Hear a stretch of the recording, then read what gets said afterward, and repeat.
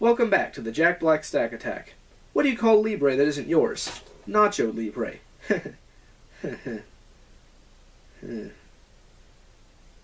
Let's just start the review.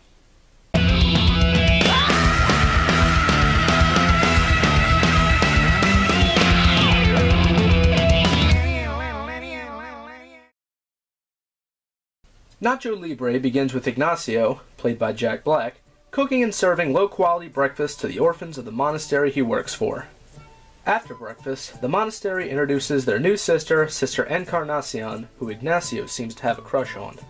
He tries to put the moves on her, but the head monks send him off to perform his holy duties, namely, getting chips for the orphans. However, as Ignacio grabs the chips, a homeless wretch attacks him and makes off with the chips. Just outside the alleyway is the great luchador Ramses. Ramses' wondrous presence gives Ignacio an idea. If he teams up with the homeless wretch to fight tag team in the wrestling ring, he can win extra money to make quality meals for the orphans and Sister Encarnacion. So Ignacio and the wretch, whose name is Steven, go through a training montage to prepare for the fight. The night of the fight arrives, and Ignacio and Steven lose. Big shock. Even though they lost, they still get paid for participating, and an invitation to fight next week. They accept, and Ignacio dons a proper luchador costume and title, Nacho. Even after adopting this new name, come next week, Nacho and Steven lose again. Next week shows up, and they lose a third time. Despite Nacho being a terrible wrestler, he figures he'd have a better chance of winning if he were to become a professional luchador. So he and Steven head off to a fancy lucha fiesta to get hired and become pro. Two problems. First, there's no food left for the monastery. Second, and more importantly, Nacho wasn't invited to the lucha fiesta. So he sneaks in by pretending to be a mariachi. Meanwhile, Steven talks to one of the managers for Pro Circuit Wrestling. If he or Nacho can win a battle royale and then win one-on-one against Ramses, they can go pro. Sweet deal. So Nacho and Steven start training even harder to prepare for the battle royale, right? Not exactly. Nacho's bike gets vandalized, preventing him from getting food for the orphans. He decides to blame Steven for whatever reason, and they have a fight.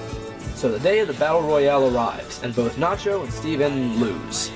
However, Nacho came in second, and since the winners suffered a broken foot, Nacho gets to fight Ramses.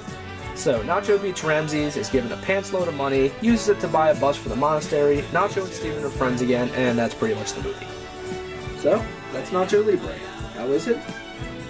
The movie is slow. The plot is fairly straightforward, but there isn't enough meat to it, so it has to introduce unfinished side plots to stretch it out to the 90-minute mark. The comedy is hit and miss, mostly miss, but when the joke is funny, it's really funny. 2 out of 5. Jack Black's performance saves this movie.